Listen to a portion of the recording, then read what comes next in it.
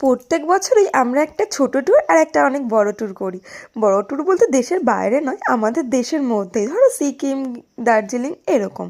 তো এবার আমরা চলে যাচ্ছিলাম মন্দারমণি। প্রত্যেকবার তো দীঘায় যাই, কিন্তু দীঘা তো অনেকবার গেছি, তাই এবার ঠিক করলাম যে আমরা মন্দারমণি যাব, কারণ আমি মন্দারমণি কোনোদিনও যাইনি। বলতে বলতে সকাল সকাল রেডি হয়ে বারাসাত থেকে বাস ধরে নিয়েছি ভোর 5:40-এ। তো দেখো বাসে উঠেও পড়েছি, এবং বাসে উঠে পাচ্ছিল প্রচণ্ড ঘুম। ভাবছিলাম তো পুরো ঘুমিয়ে টুমিয়ে ফ্রেশ হয়ে যাব, কারণ সারা রাত ভালো করে ঘুম হয়নি। এটা হচ্ছে কোলাঘাট। কোলাঘাট নেমে কিন্তু কিছু খেতে ইচ্ছে করছিল, খেয়েছিলাম ডিম টোস্ট। তারপরে কোলাঘাট থেকে আর ঘুম আসছিল না, তাই একটু জানলা দিয়ে ভিডিও করছিলাম। মাম্মাম কিন্তু ঘুমিয়ে পড়েছে। বলতে বলতে চলে এসেছি আমাদের রিসর্টে, সমুদ্র বিলাস। দেখো কি সুন্দর। এসেই তো আগে একটু দোলনা খেয়ে নিলাম, তারপরে একটু পুরোটা ঘুরে ঘুরে দেখছিলাম যে আমাদের রিসর্টটা ঠিক কেমন। দেখো তারপরে কিন্তু চলে গেছি পুল সাইডে, তো আমার অনেক ভালো লেগেছে। তারপরে চলে আসলাম এই দিকের ব্যাক সাইডে।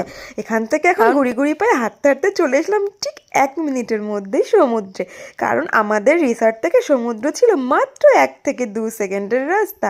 তো দেখো তারপরে চলে আসলাম পা ভেজাতে। একটু সমুদ্রে এসে পোচটা একটু পাটা না ভিজেলে কি ভালো লাগে? তো কেমন লাগলো আমার এই ছোট্ট ব্লগটা? ভালো লাগলে তোমরা অবশ্যই কিন্তু একটু করে লাইক কমেন্ট শেয়ার করে দিও। আর আমি কিন্তু মন্দারমণি থেকে ভীষণ ভীষণ ভীষণ মজা করেছি। আমি, হাজব্যান্ড আর আমার মেয়ে 3জন মিলে অনেক অনেক অনেক মজা করেছি। আর দেখো এইখানের সমুদ্রটা খুব একটা